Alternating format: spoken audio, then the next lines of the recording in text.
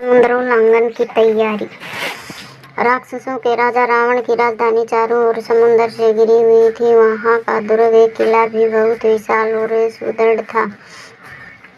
उसके चारों ओर बलवान राक्षसों का पहरा लगा रहता था। इस किले के चतुर्दिक गहरी खाई अभेद कवच की तरह इसकी सुरक्षा करती थी, जिस पार करना अत्यंत दुष्कर था। इसी किले के भीतर एक वाटिका बगीचा थी, जिसे अशोक वाटिका कहते थे। रावण ने माता सीता जी का हरण करके उन्हें इसी वाटिका में बंदनी कैदी बना रखा था। उनके आसपास चारों ओर भयानक राक्षसियों को पहरे पर बिठा रखा था। इसी स्थिति में किसी का भी सीता जी के पास पहुंच सकना एकदम असंभव जैसा था।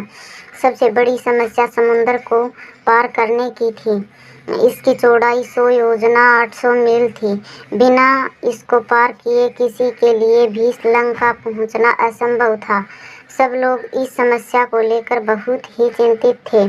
अंगद ने सभी मुख्य सेनापतियों से समुद्र पार करने के लिए विश्व में अपने शक्ति और बल का परिचय देने को कहा। अंगद की बातें सुनकर वानर वीर गज ने कहा, मैं 10 योजना की छलांग लगा सकता हूँ। गवाक्ष ने 20 योजना तक जाने की बात कही। सरभ ने अपनी अक्षमता 30 योजना तक बताई। वानर श्रेष्ठ ऋषभ ने कहा, मैं 40 योजना की छलांग लगा सकता हूँ। गंधमादन नामक परम वानर श्रेष्ठ ऋषभ ने कहा, मैं 40 योजना की छलांग लगा सकता हूँ। गंधमादन नामक परम तेजस्वी वानर ने एक छलांग में 50 योजना तक चले जाने की बात बताई। मंद ने बताया कि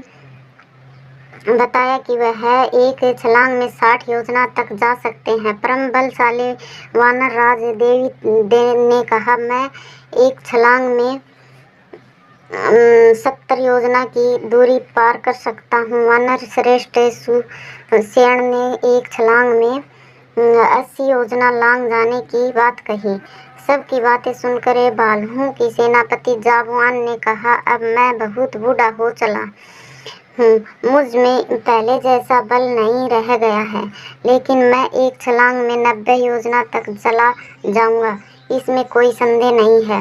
अंगद ने कहा, मैं एक छलांग में इस 100 योजना चौड़े समुद्र को पार कर जाऊंगा, लेकिन लौटते समय भी मुझ में इतनी ही शक्ति रह पाएगी। इस बात को लेकर मेरे मन में संदेह है। अंगद की बातें सुनकर जामवान ने कहा, बालीपुत्र अंगद, तुम युवराज और सबके स्वामी हो।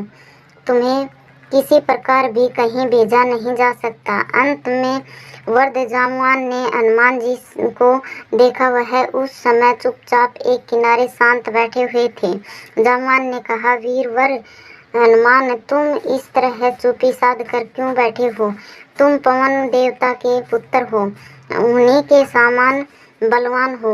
तुम बल बुद्धि विवेकशील में सर्वश्रेष्ठ हो। तुम्हारी समता करने वाला तीनों लोकों में कोई दूसरा नहीं है। बालपन में ही तुमने ऐसे अद्भुत कार्य किए हैं जो दूसरों के लिए असंभव है। लंका जाकर भगवान श्री रामचंद्र जी का संदेह माता सीता जी का तक पहुंचाने के लिए मैं तुमसे अधिक योग्य किसी को नहीं समझता हूँ। इस 100 योजना चौड़े समुद्र को लांग जाना तुम्हारे लिए कौन सी बड़ी बात है? तुम्हारा 100 जन्म ही भगवान श्री रामचंद्र जी का कार्य पूरा करने के लिए हुआ है। धन्यवाद।